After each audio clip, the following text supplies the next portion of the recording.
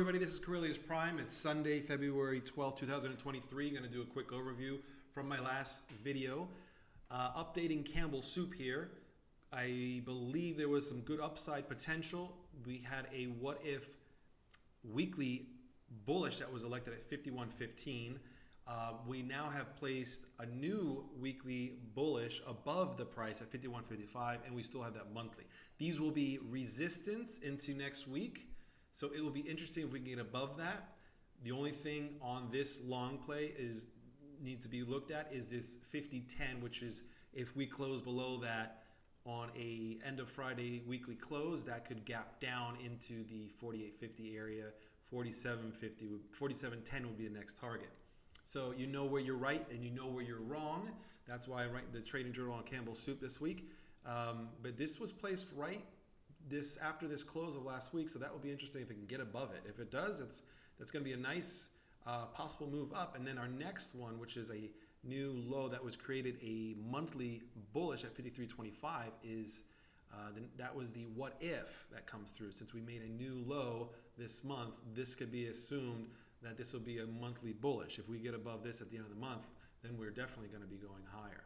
So why not take that little bit of a risk, which is 50.10. We know that's where we're wrong. When we start getting a closes below that point, especially if it closes at the end of the week, this Friday, we know we need to, I know I need to get out. This is not trading advice, but I know I need to get out of this position. That's why I'm writing the trading journal and just documenting this right now. Looking at the weekly on the Campbell Soup, 50.10, you can see we have a pretty big gap down. The upward move would get us into this 57. That's our main target over quite a long period of time, but we have some resistance in this area, 53.25, 51.90, and then the new weekly bullish at 51.55. Now, lots of support and even a yearly support at, I believe, 42.90, but you can see all this light pink, which is a weekly bearishes, and the dark red, which is the monthly bearishes. These will act as support if any move further down. So we will have to see, and we have earnings coming up, so we're going to keep an eye on that as well. I like the momentum for the week, but it could be getting a little tired. We'll have to see how the energy goes and how people play this. But during the close of last week, had a nice little bump. We'll see if we can get above 51.55 for the next week's close, or do we get below 50.10? That's going to tell you where you're right or where you're wrong. The other one, which was a bearish play, is BEP. And this play basically elected a weekly bearish, and we can still get down to 25.20. Next week is the main turning point, so that could be a big strong move down, and then you can touch these areas. That's usually what happens on these weekly bearishes, since we don't have that much support anymore from the week, and that could go down there in possibly 1 week or the next 2 or 3 weeks. We'll have to see. Looking at the daily, though, which gives us some pause, or you may just ignore it because dailies don't have that much power in them, although they work sometimes. We elected the daily bearish that February 10th, and then we touched the next one at 27. It kind of held that position. But now we're electing a weekly. Weekly is more stronger than the daily, so we can assume for the weeks, next 2 to 3 weeks, we can be heading lower, which our target would be 25.20. That's the play. That's the two plays that all I could find for this trading journal, and that's what we'll be looking at. The indexes are very confusing right now. NasDaq looks very weak with the superposition reversals, but we're still hanging on to an upward trend.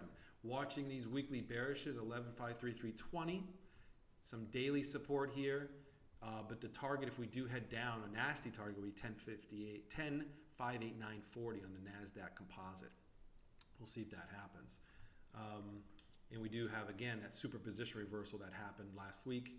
So that's going to give us the resistance. And you can see we have a lot of resistance up here on the daily. Looking at the weekly, I'll share with that. It's a little bit easier to see. Again, the weekly bearishes.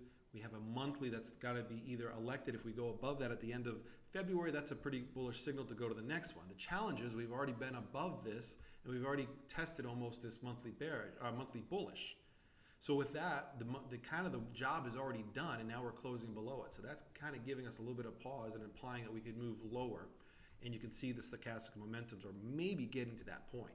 So playing at both sides of ratio spread, and I'm happy if it goes down because I have a ratio spread out of the money, but it will basically be able to close out once we have a move lower. But I also have a ratio spread way down lower that will help. Basically, I could just take it off and take a profit on that as well. So I'm playing both sides, and it's just too confusing, but I'm leaning bearish on the NasDaq. Let's see what happens. Again, a trading journal, not trading advice, not any trading advice for anyone specific, but just a follow-up. I see how I'm trading using this new system with the reversals and timing. Again, the next turning point that I want to say is February 21st, that week of February 21st. It may be an important point. It looks like our last one was this high here, and we can possibly go down in a certain motion direction in that week of February 21st. Looking at the NasDaq, the Qs, the ETFs, we had the weekly bullishes that were elected. We made that new high. We kind of got stuck right at the quarterly 314.70, the quarterly bullish. We are below again the monthly, so we have to keep an eye on 320 at the end of the month.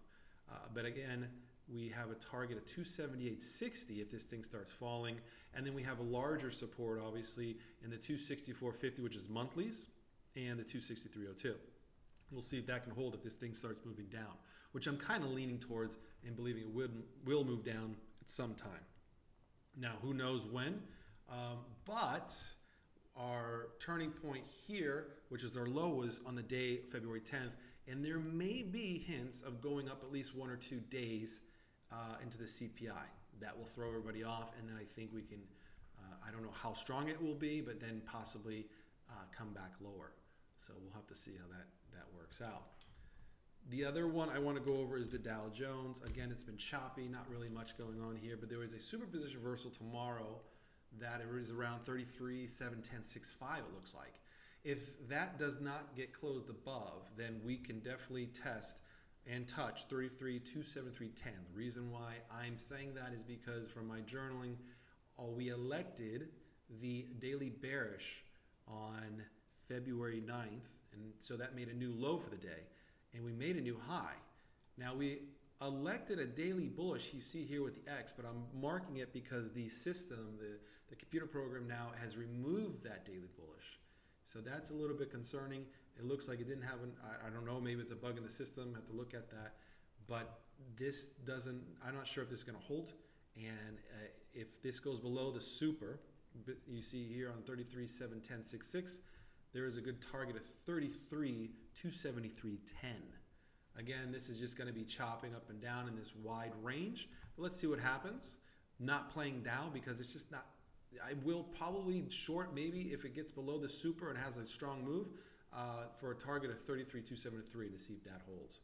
So that's kind of how it's working out on Sunday. The markets are down a little bit on the futures, but let's see how it works during the week. Again, with CPI, I believe is on Tuesday or Monday, I have to check, and then we'll go from there. Have a great trading week. This is Corellius Prime. Subscribe, like, whatever, and hopefully this information can help you in your trading. And definitely just as a journaling for myself. It's not trading advice, not financial advice. It's just a trading journal and showing some of the systematic trading that we're doing with the reversals and timing arrays. So it should be interesting. All right, have a great week.